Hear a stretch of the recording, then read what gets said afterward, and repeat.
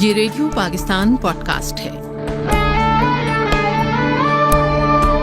بسم اللہ الرحمن الرحیم. Ladies and gentlemen, assalamu alaikum. I'm your host Rehanullah Tareen, and on behalf of Radio Pakistan Broadcast, we have a very wonderful and a very amazing personality who has gifted his time. In fact, آج کے لیے انہوں نے ہمارے لیے نکالا ہے اور ان سے ہم ڈسکشن کریں گے بہت سارے چیزوں کے حوالے سے. میں سائنس ہے، جس میں ٹیکنالوجی ہے، ہمارا پاکستان ہے، اور جو فیوچر ان چیزوں کا ہمارے قوم کے ساتھ منسلک ہے. I will introduce you to Mr. Dr. Athar Mahboob, who is at Tamgha Imtiaz and an academic leader par excellence. Dr. Athar Mahboob is currently the Vice Chancellor of Islamia University of Bahawalpur. Most welcome, sir. Assalamu alaikum. کیا حال آپ؟ وعلیکم السلام ریحان، بہت خوش ہوں میں آپ کے ساتھ اس پوڈ کاسٹ میں شریک ہو کے. No doubt sir, it's an honour آپ آئے ہیں، آپ نے ہمیں ٹائم دیا اس چیز کے حوالے سے.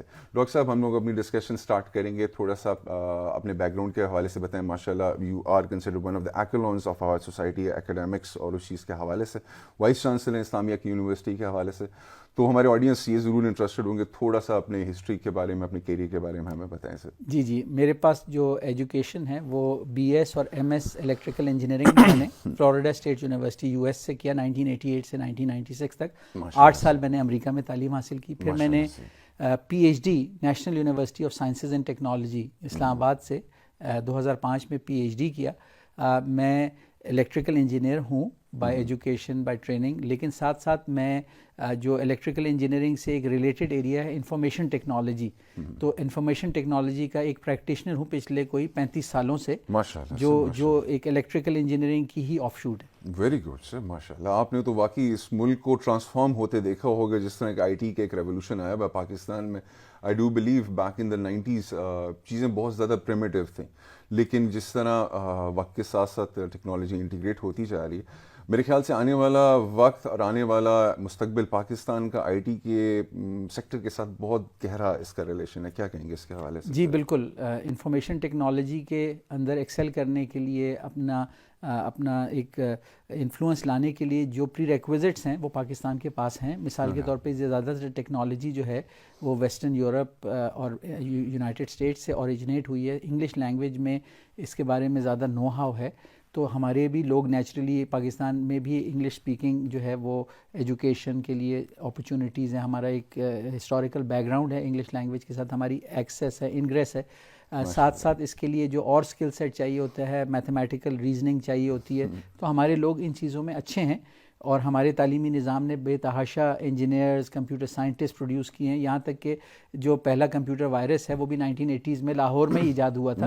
تو پاکستانی پروفیشنلز پوری دنیا میں انہوں نے اپنا لوہا انفارمیشن ٹیکنالوجی فیلڈ میں منوایا ہے. سلیکن ویلی یو ایس میں بہت ساری کمپنیاں ان لوگوں نے اسٹیبلش کی جنہوں نے اپنی ارلی اور مڈل ایجوکیشن پاکستان میں ہائی اسکول تک کی، پھر دنیا میں گئے اور جا کے ایکسل کیا ایجوکیشن میں اور آئی ٹی کے اندر. تو پاکستان کے اندر بہت پوٹینشیل ہے، ینگ پاپولیشن ہے. انفارمیشن ٹیکنالوجی جو ہے وہ ینگ لوگوں کو، کیونکہ اس میں جو چیزیں لرن کرنی پڑتی ہیں، پرانے لوگ پرانے طریقوں سے آشنا ہوتے ہیں، ان کو ان لرن کرنا پڑتا ہے اور پھر نئے طریقے لرن کرنے پڑتے ہیں. جبکہ جو نئی جنریشن ہے، یوتھ بلج کی وجہ سے پاکستان کے پاس ینگ لوگ بہت ہیں جن کی پیدائش اور ڈیولپمنٹ جو ہے وہ سوشل میڈیا کے دور میں ہو رہی ہے. یہ سارا دور جو ہے یہ انفارمیشن ٹیکنالوجی سے ڈرائیو ہو رہا ہے. یعنی وہ چیزیں جو 70s اور 80s میں انفارمیشن ٹیکنالوجی اس کو کہتے ہیں کہ جب کمپیوٹنگ اور کمیونیکیشن مرج ہو گئی، یعنی وہ ڈیوائسز جو کمپیوٹنگ کے لیے یوز ہوتی تھیں اور وہ ڈیوائسز جو کمیونیکیشن کے لیے یوز ہوتی تھی.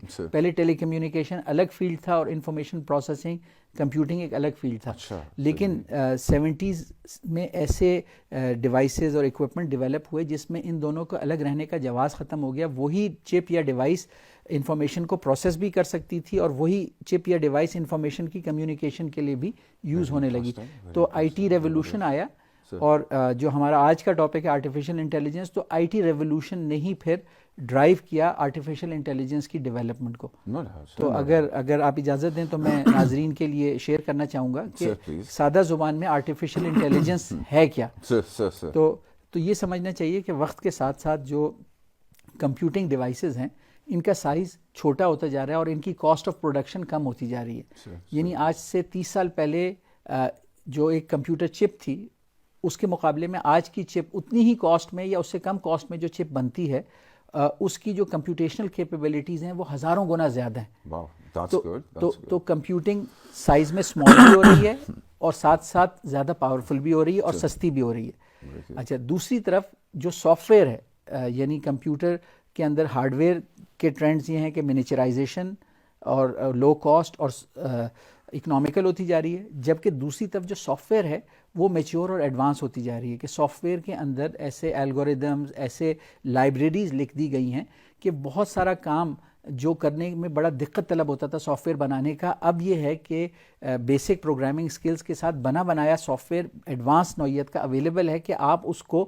یہ سمجھے بغیر کہ اس نے کام کیسے کرنا ہے, لیکن اس کو استعمال کر سکتا ہے پروگرامر. تو سافٹ ویئر کی کیپیبلٹیز وقت کے ساتھ ساتھ بہت ایڈوانس ہوتی جا رہی ہیں, اور جس ہارڈ ویئر پہ اس سافٹ ویئر نے چلنا ہے وہ منیچر ہوتی جا رہی ہے. تو اس کا مطلب یہ ہے کہ جو کمپیوٹنگ ڈیوائسز ہیں اور سافٹ ویئر وہ چیزوں میں ایمبیڈ ہوتی جا رہی ہے, یعنی گاڑی میں, گھڑی میں, فون میں, ہمارے کمروں کے ایئر کنڈیشنرز میں, ہمارے ٹیلی ویژن سیٹس میں, ہمارے ریڈیوز میں بہت پاورفل کمپیوٹرز آتے جا رہے ہیں. اچھا, اب آرٹیفیشیل انٹیلیجنس میں یہ ہو رہا ہے کہ پاورفل سافٹ ویئر سے جو ڈیوائسز ہیں ڈیٹا کلیکٹ کر کے لوکل بھی اسٹور کر سکتی ہیں اور پروسیس کر سکتی ہیں اور ٹرانسمٹ بھی کر سکتی ہیں کسی سینٹرل جگہ پہ. پھر بہت سارے ڈیٹا کو چاہے لوکلی ڈیٹا کلیکٹ کیا گیا ہو سینسرز کی مدد سے, سچویشنل ڈیٹا, ٹیمپریچر کا, پریشر کا, لائٹ کا, دیگر چیزوں کا, یا کسی ایک لوکیشن کا ڈیٹا کسی سینٹرل لوکیشن میں لے جا کے بہت ساری جگہوں کا ڈیٹا ایک جگہ لا کے اس کی بیسس پہ اگر سافٹ ویئر کی مدد سے ڈیٹا کو اینالائز کیا جائے اور ڈیسیجن میکنگ کی جائے تو اس کو ہم آرٹیفیشیل انٹیلیجنس کہیں گے. جب یہ فیلڈ ڈیولپ ہو رہی تھی سن 70 اور 80 کی دہائی میں تو سائنٹسٹ کے لیے بڑا مشکل تھا کہ آرٹیفیشیل انٹیلیجنس کو ڈیفائن کیسے کریں. تو میں یہ شیئر کرنا چاہوں گا کہ اس دور میں جب ہم آرٹیفیشیل انٹیلیجنس کو سبجیکٹ کے طور پر پڑھتے تھے تو ہمیں بتایا گیا کہ آرٹیفیشیل انٹیلیجنس ڈیولپ ہو رہی ہے, لیکن آرٹیفیشیل انٹیلیجنس کو میچور یا کارآمد تب سمجھا جائے گا جب ہمارے کمپیوٹرز اتنے طاقتور ہو جائیں کہ اگر ایک انسان اور کمپیوٹر کا مکالمہ ہو, یعنی جیسے میرا اور آپ کا مکالمہ ہو رہا ہے, لیکن لیٹ سے کہ آپ کی تصویر کے پیچھے کمپیوٹر ہے اور میرا مکالمہ ہو رہا ہے کمپیوٹر کے ساتھ, جو میں بولتا ہوں اس کا جواب کمپیوٹر دیتا ہے. تو اگر ایسا ہو کہ ایک انسان کا ایک مکالمہ ہو کسی چیز کے ساتھ جو پیچھے سے تو کمپیوٹر ہو, لیکن انسان اس مکالمے کے بعد یہ نہ اخذ کر سکے کہ میں کمپیوٹر سے بات کر رہا تھا. بیوٹیفل. تو یہ آرٹیفیشل یعنی کمپیوٹرز اس طرح ہو جائیں کہ وہ انسانوں کی طرح مکالمہ کرنے لگیں. تو آپ کو یہ سن کے حیرانی ہوگی کہ اس وقت دنیا میں وہ چیزیں بن چکی ہیں, خاص طور پہ پچھلے کچھ عرصے میں جو ڈسرپٹیو ٹیکنالوجیز آئی ہیں. آج کل ہر ایک بات کر رہا ہے چیٹ جی پی ٹی کی.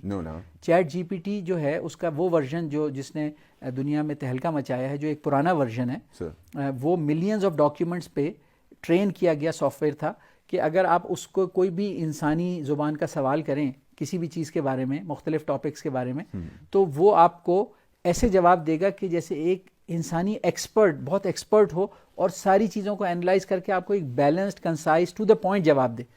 تو وہ ملینز آف ڈاکیومنٹس پہ ٹرین ہوا چیٹ جی پی ٹی تھا, جس نے جتنے مقابلے کے امتحانات ہیں, جتنے دنیا کی ٹاپ یونیورسٹیز کے کورسز میں فائنل ایگزام میں جو سوالات دیے جاتے ہیں ان کو سالو کر کے وہ آپ کو اب دے رہا ہے. تو اس سے ایک بہت بڑا تہلکہ آیا. لیکن ابھی ایک ہفتہ پہلے اس کا لائبریری کا چیٹ جی پی ٹی کا ورژن 4 ریلیز ہوا ہے.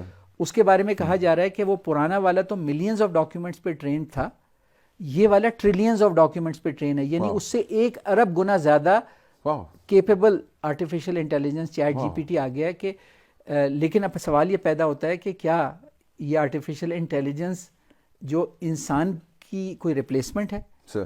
تو اس کا جواب یہ ہے کہ ہاں, کچھ شعبوں میں جہاں انسان کی ضرورت پڑتی ہے آپ آرٹیفیشیل انٹیلیجنس پہ ریلائی کریں گے, اور آرٹیفیشیل انٹیلیجنس وہ روٹین نوعیت کے فیصلے جو انسانوں کو ڈیٹا کو اینالائز کر کے کرنے پڑتے ہیں وہ آرٹیفیشیل انٹیلیجنس کے ذریعے ان کو آٹومیٹ کیا جا سکتا ہے. اور اس کی جو کاسٹ ہے, کیونکہ جب سافٹ ویئر ایک دفعہ بن جاتی ہے ایک مقصد کے لیے تو اس کی پھر ڈپلیکیشن کاسٹ اور اس کی آپریٹنگ کاسٹ کچھ بھی نہیں ہوتی, بہت معمولی سی بجلی استعمال ہوتی جب کمپیوٹر سافٹ ویئر چلتی ہے کوئی فیصلہ کرنے, یا اگر آپ نے اس کی کوئی کاپی بھی بنانی ہو تو بہت ہی کم انرجی یوز کر کے کاپی بن جاتی ہے, اور وہ کاپی آئیڈینٹیکل ہوتی ہے ہر کاپی کے. سافٹ ویئر کی خاص بات یہ ہے کہ سافٹ ویئر کی آپ 1,00,000 کاپیز بھی بنائیں گے تو وہ ایک جیسی ہوں گی.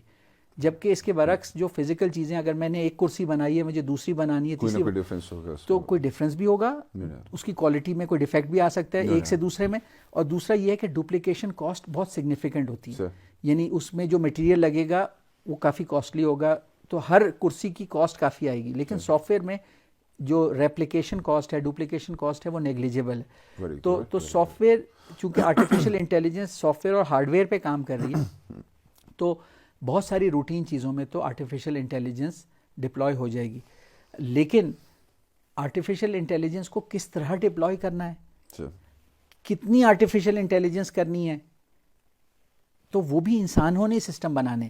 یعنی ایک طرف تو انسانوں کے کام کا متبادل کے طور پہ آرٹیفیشیل انٹیلیجنس آ رہی ہے, لیکن دوسری طرف آرٹیفیشیل انٹیلیجنٹ سسٹم انسانوں نے ڈیزائن کرنا ہے. ہر چیز, ہر شعبے کی ریکوائرمنٹ کو, ہر سچویشن کی ریکوائرمنٹ کو دیکھتے ہوئے اس کے حساب سے ایک کسٹمائزڈ آرٹیفیشیل انٹیلیجنٹ سسٹم بنانا ہے.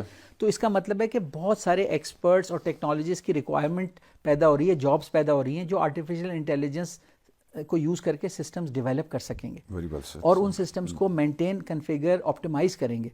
کیونکہ آرٹیفیشیل انٹیلیجنٹ سسٹمز کو بھی جو ہے بالآخر ایکسپرٹ انسانوں کی ضرورت ہے کہ وہ یہ دیکھیں کہ یہ سسٹم جو نیڈز ہیں اس کے مطابق کام کر رہا ہے یا اس کی کنفیگریشن میں کوئی چینج کرنے کی ضرورت ہے. نو ڈاؤٹ, صحیح کہہ رہے ہیں آپ, بالکل صحیح کہہ رہے ہیں سر.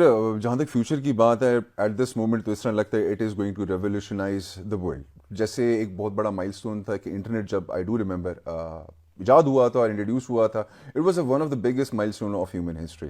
اور جہاں تک ہمارے اس آرٹیفیشیل انٹیلیجنس کی بات ہے, آج کل بھی اس کو آلموسٹ اسی مائل سٹون کے کمپیریٹیولی ہی کنسیڈر کیا جا رہا ہے. Again one of the biggest achievement for humans as far as the history is concern.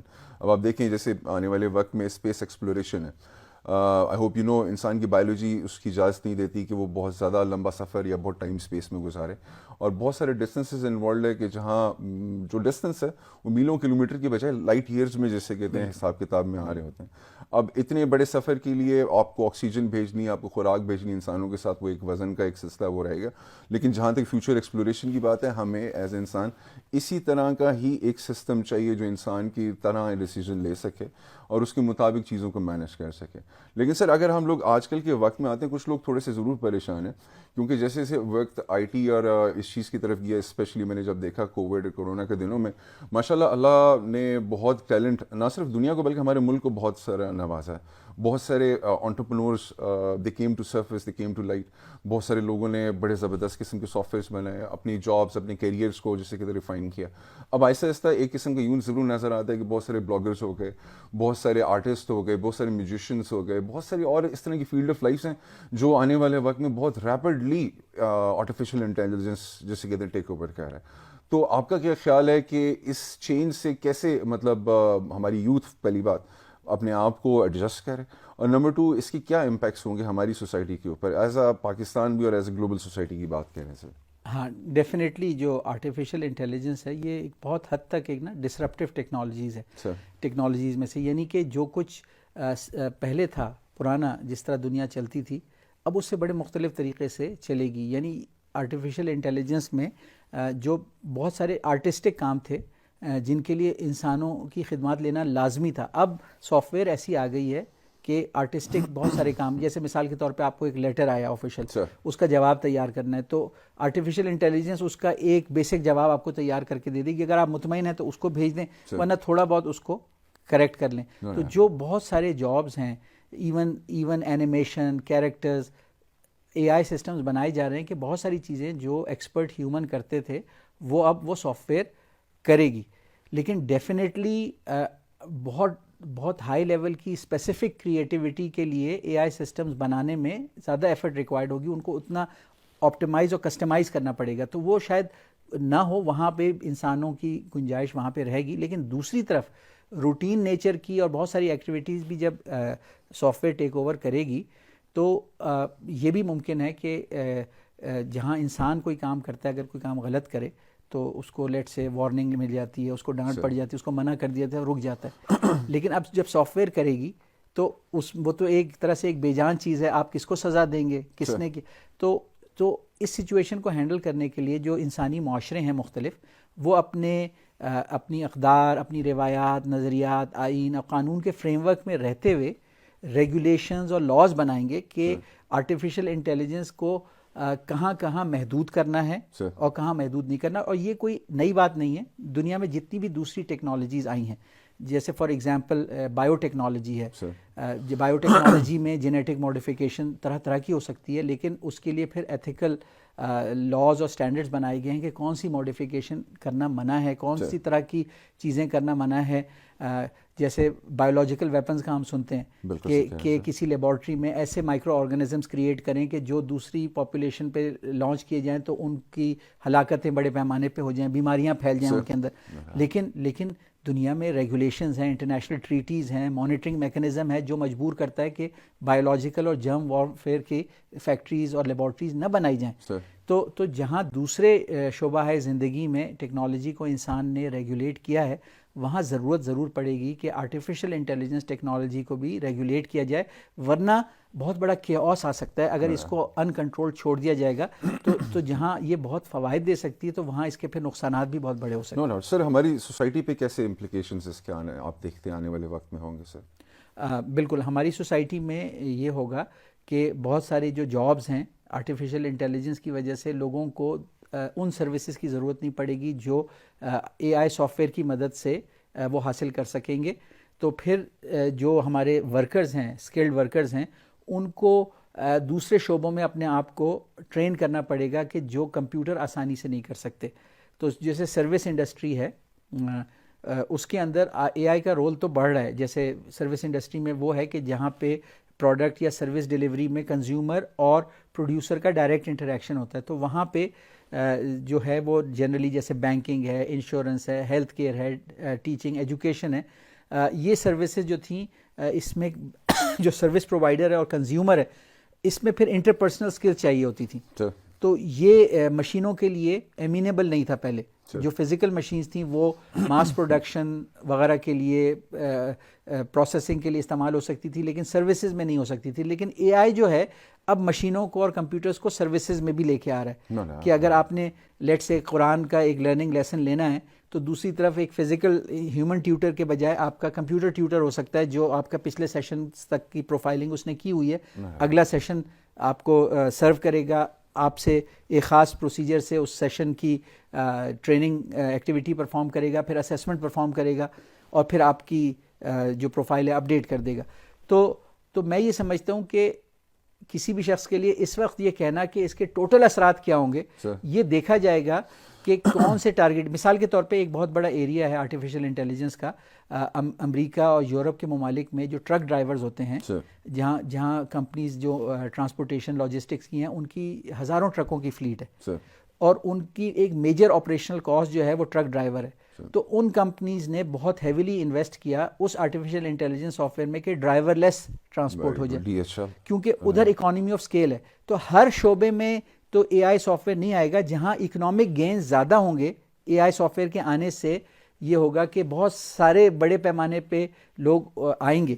کیونکہ کہا جاتا ہے ڈسرپٹیو ٹیکنالوجی یہ ہوتی ہے کہ جو پچھلی ٹیکنالوجی تھی اس سے ڈبل یا 10 ٹائمز تک زیادہ فائدہ دے گی تو لوگ اس کی طرف جائیں گے. اگر وہ صرف ایک 10 20 30% بہتر ہے کوئی چیز تو لوگ اس کو اڈاپٹ نہیں کرنا چاہیں گے. اگر صرف اس میں ایک انکریمنٹل بینیفٹ ہے تو لوگ نہیں جائیں گے جب تک کہ وہ ایکسپونینشیل بینیفٹ نہیں دیتی. اب وہ جو ٹرک ڈرائیورز کی ہزاروں کی تعداد میں رکھنا ہے، اس کے بجائے اگر ان کا پیرول کا خرچہ 20 30 50 ملین آ رہا تھا، اس کے بجائے اگر وہ 1 ملین کا سافٹ ویئر کا لائسنس پے کریں گے تو وہ کہیں گے کہ جی ہم تو 5% یا 2% خرچے میں ساری ٹرکوں کو چلا رہے ہیں اور ایکسیڈنٹ بھی نہیں ہوتا، جبکہ ہیومن جو ڈرائیور ہے اس کی انشورنس بھی کرانی پڑتی ہے، اس سے غلطی بھی ہو جاتی ہے. تو میں کہنا یہ چاہ رہا ہوں کہ ابھی اس فیز میں ہم ہیں کہ اس ٹیکنالوجی کے تمام تر میڈیم اور لانگ ٹرم اثرات کے بارے میں ہم کہہ نہیں سکتے کیونکہ ٹیکنالوجی خود بڑی تیزی سے ایوالو ہو رہی ہے. لیکن دوسری طرف انسانوں ہی نے یہ فیصلہ کرنا ہے کہ ہم نے اس ٹیکنالوجی کو کہاں تک لے کے جانا ہے. تو ہمیں یہ ایکسرسائز کرنے کی ضرورت ہے، جیسے کہ کیا ہم بڑے پیمانے پہ انسانوں کو بے روزگار کرنا چاہتے ہیں کسی شعبے میں.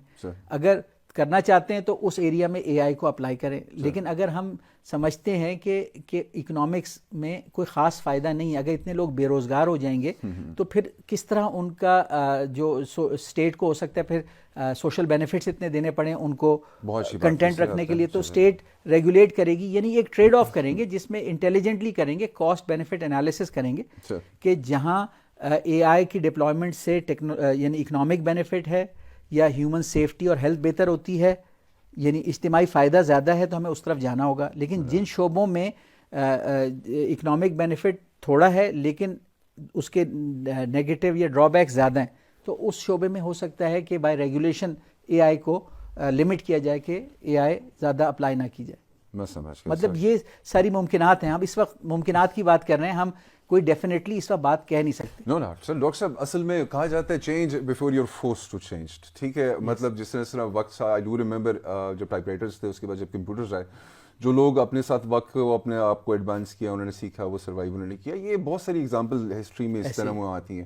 سر before we close this programme, میں چاہوں گا سر کچھ تھوڑا سا فوکس آپ ہمارے یوتھ کو بتائیں اور اس چیز کو فوکس کہ کیسے وہ آرٹیفیشیل انٹیلیجنس سے فائدہ اٹھا سکتے ہیں اپنے کیریئرس پہ, اپنی گروتھ پہ, اور اس کے کیا فائدے ہمارے ملک کو جسے کہتے ہیں آن اے لانگ رن ہوں گے سر. وہ اچھا, جو آج کی یوتھ ہے, کیونکہ انہوں نے اگلے 30-40 سال تک اکنامکلی بینیفیشل ایکٹیویٹیز کرنی, تو ان کے لیے سب سے ضروری ہے کہ یہ اپنے آپ کو آرٹیفیشل انٹیلیجنس کی جو اسکل سیٹ ہے اس سے اپنے آپ کو انیبل کریں اس میں.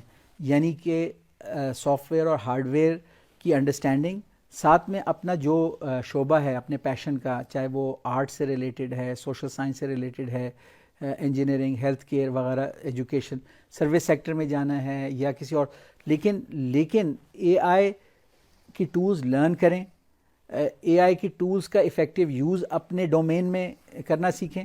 اور ڈیفینیٹلی ہماری بہت ساری یوتھ ہے کہ جو اے آئی سسٹمز کو بلڈ کرنے کا بھی کام کر سکتی ہے. یعنی دو طرح کے لوگ ہیں, جو ایک اے آئی کو یوز کریں گے, یعنی کہ اگر کوئی لیٹ سے ڈاکیومنٹ بھی تیار کرنا ہے یا کوئی آرٹسٹک پکچر ڈیولپ کرنی ہے یا کچھ بھی کرنا ہے, تو اے آئی کی مدد سے آپ اس کا پہلا کٹ بنا سکتے ہیں اور پھر ہیومن انسٹنکٹس کو یوز کرتے ہوئے اس کو فردر ریفائن کر سکتے ہیں.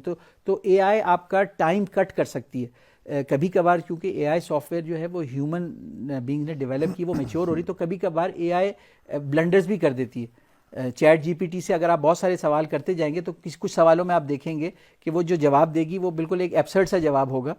تو اس کا بیسکلی یہ مطلب ہے کہ اے آئی ابھی پرفیکٹ نہیں ہوئی, تو بہت سارے لوگ اے آئی کو پرفیکٹ کرنے کے اندر کام کر سکتے ہیں. No doubt, sir. No doubt. Ladies and gentlemen, thank you very much, Dr. Athar Saab, for your kind time, the focus that you have given. And I really hope ہمارے آڈینس انہوں نے بہت زیادہ اس سے گین کیا ہوگا اور آنے والے وقت میں آنے والے پیشنس کے اندر ان ساری نالج اور انفارمیشن کو استعمال کریں. Ladies and gentlemen, this is your host RJ Rehan, and on behalf of our Radio Pakistan, السلام علیکم. یہ ریڈیو پاکستان پوڈ کاسٹ ہے.